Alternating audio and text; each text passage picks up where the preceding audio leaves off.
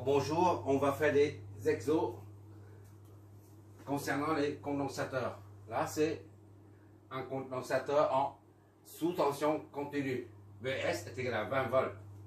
Désormais, on met VCC pour dire courant continu, VCC. D'accord?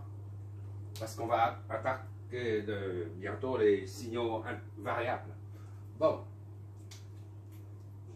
Faut trouver la quantité de charge accumulée sur une plaque, d'accord, une seule plaque du condensateur, ainsi que l'énergie emmagasinée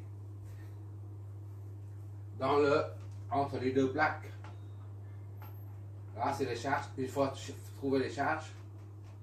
Il y a un champ électrique. Ce sont les charges accumulées sur ce côté-là, sur cette plaque-là, qui engendre, ça va engendrer un champ électrique. Plus la charge et plus les charges sont nombreuses, plus le champ électrique devient intense. Et à l'intérieur de ça, c'est l'énergie. Un champ électrique contient l'énergie, d'accord? L'énergie se trouve là-dedans, entre les deux plaques. Et la charge, les charges, c'est un seul côté. Bon.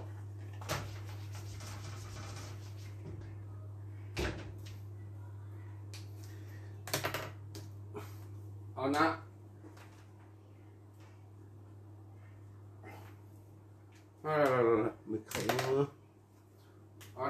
la formule Q est égale à CV. D'accord? C'est la capacité aux capacitances du condensateur. Donc, il suffit d'appliquer la formule. Soit C est égal à 3 millimicro, c'est ça, millimicro, nano, pico. 3 fois 4, 12. Moins 12 fois 20. Ça nous donne la charge, ce chiffre, les charges, ce chiffre en coulombes. Qu'est-ce que ça nous donne? 3 fois 10 puissance moins 12 fois 20 multiplié 10 puissance 12. Voilà, ça donne 60 picots. 60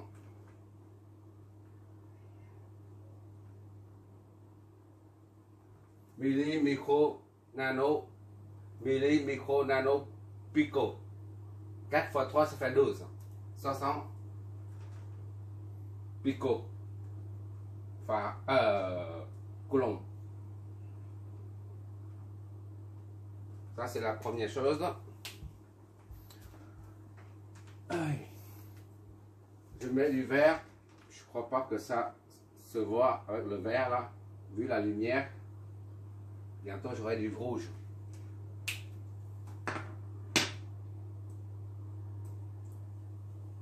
Pour l'énergie, ça, on a ici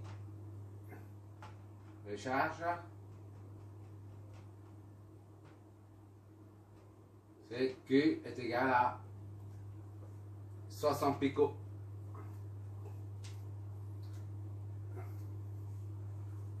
Comment? On a dit pico coulomb, pico. Voilà. Ça, ce sont les charges. Sur une seule plaque. Maintenant, on cherche l'énergie dedans. D'accord? Deuxième plaque. Ah, c'est le fil conducteur. Le courant qui arrive. D'accord? Tout ça, c'est Q. La charge. Et ça, c'est... Voilà. L'énergie, c'est quoi? L'énergie, c'est Q au carré sur 2C.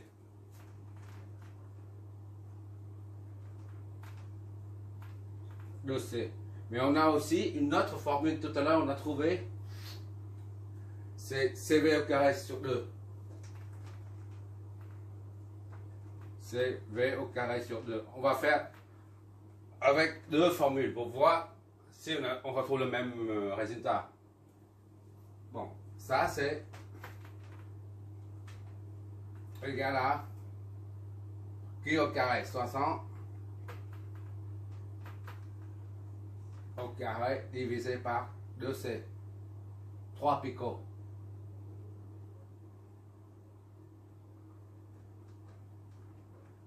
Voilà.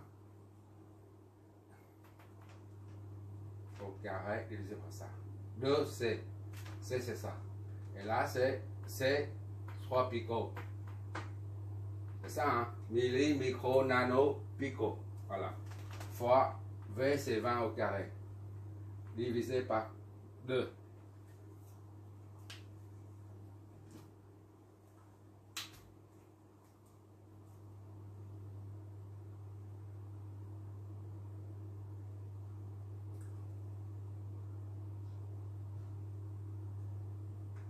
Soixante.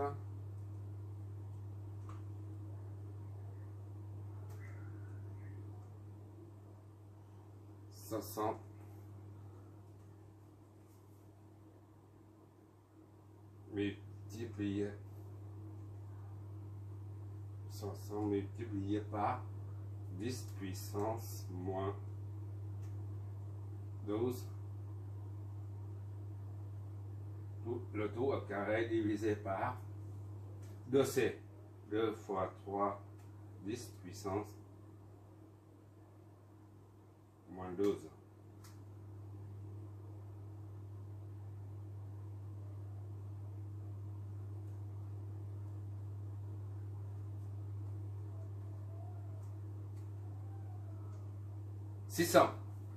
Ça fait 600.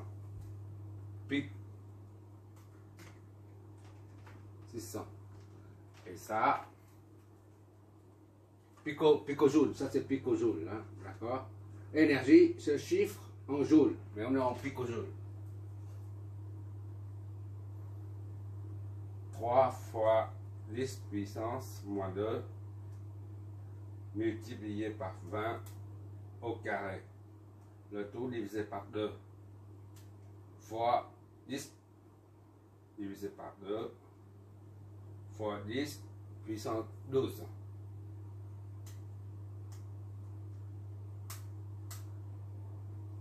Voilà, qu'est-ce que je dis?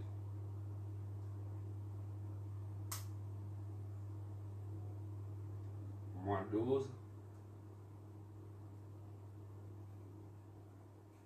au carré, 20 au carré divisé par 2, la formule.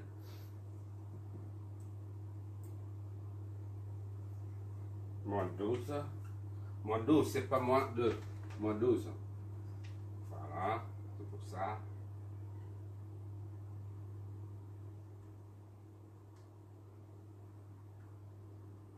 Multiplié par 10 puissance 12. On trouve la même chose, 600 picojoules, d'accord? Donc les deux formules sont valables, sont équivalentes, sont identiques.